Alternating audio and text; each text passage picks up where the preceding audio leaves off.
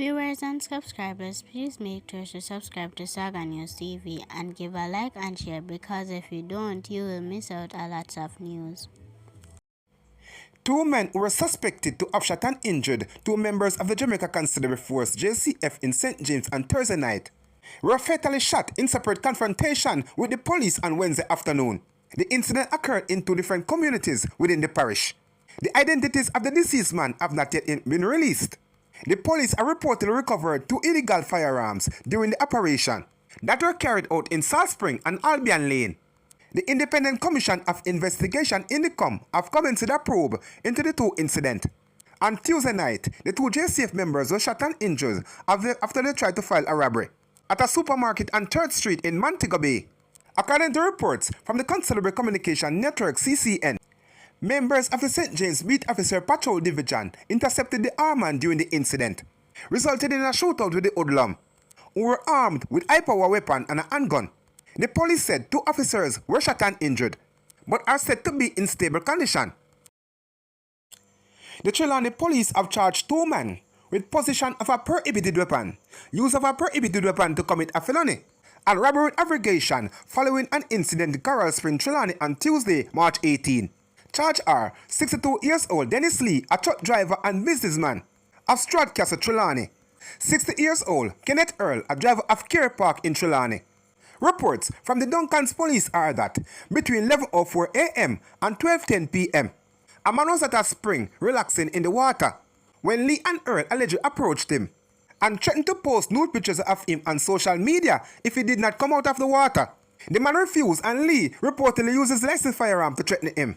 According to reports, the man then attempted to use his cellular phone to call the police, but the instrument was taken from him. The man then reportedly fled the scene and later reported the matter to the police. Lee and Earl were subsequently arrested and charged. Their court date is being finalized. A sentenced woman charged with the stabbing death of her partner in February was offered $250,000 bail when she appeared in the Brownstone Parish Court last month. She will return to court to answer to the charge on April 17, 2025. Reports are that on February 16, 2025, at about 6:50 p.m., 21 years old Vanessa Gibson and the now deceased Swain Reeves were involved in an altercation when Gibson used a knife and an ice pick to inflict wounds on the hand, upper body and head of Reeves. He was later transported to the Alexandria Hospital where he was pronounced dead. The couple also share a child. Senior Superintendent Dwight Powell, who is in charge of policing in the parish, noted that since the start of the year, 3 of the 9 murders committed in the parish have been due to domestic violence.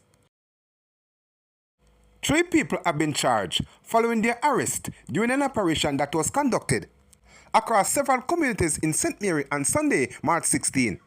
Charged are 20 years old Alex Robinson of Almond Tree, Gale in St. Mary, 46 years old Kara Sterling of Bailey'sville in the parish, 49 years old Donovan Olpenan of Bailey'sville in the parish. Robinson is charged with possession of identity information, while Sterling is charged with possession of offensive weapon. Donovan is charged with possession of uncustomed goods. Their court dates have been arranged. According to reports from the St. Mary Police, a joint police military operation was conducted in the communities of Bailey'sville, Gale, Rockabessa, and Port Maria in the parish. During the operation, several premises were searched and several roadblocks operation conducted. During the operation, the trio was arrested and subsequently charged, following interviews conducted in the presence of their attorney. Also during the operation, 36 tickets were issued for breaches of the Road Traffic Act and 6 motor vehicles were seized. The police have reported the seizure of 30 firearms and 100 rounds of ammunition at a warehouse on Marcus Garvey Drive in Kingston on Tuesday. The seizure was a result of a joint operation by members of the Jamaica Customs Agency and the Firearm and Narcotics Investigation Division (FID) of the Jamaica Constabulary Force (JCF).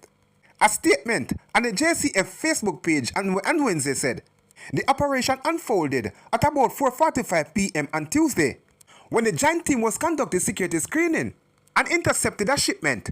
During the search, the following illegal items were found: 24 pistols, 6 rifles, 32 magazines, 102 rounds of ammunition. Senior Superintendent of Police Samuel Blake said, "I've been ramping up efforts with various stakeholders to disrupt the trafficking of weapons and illegal drugs in Jamaica. Every firearm seizure is a victory for the JCF. We continue our relentless work to find individuals. A woman charged with disorderly conduct and indecent language after she stormed into a police station.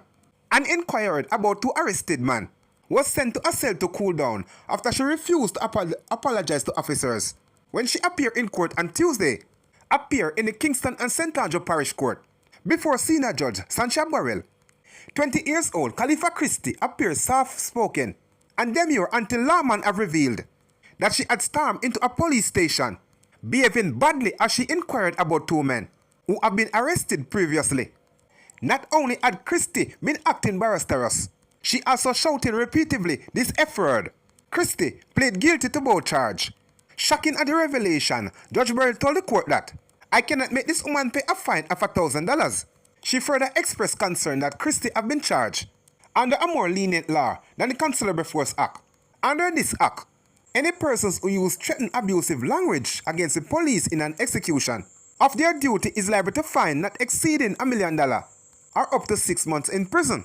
When given the opportunity to apologize to officers in court, Christie declined. This swiftly landed her into a cell.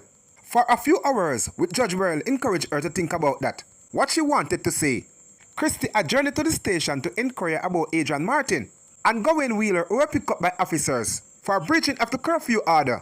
Wheeler, who was additional charge of resisting arrest and assaulting a constable, did not appear in court. However, Martin pleaded guilty and was paid a fine.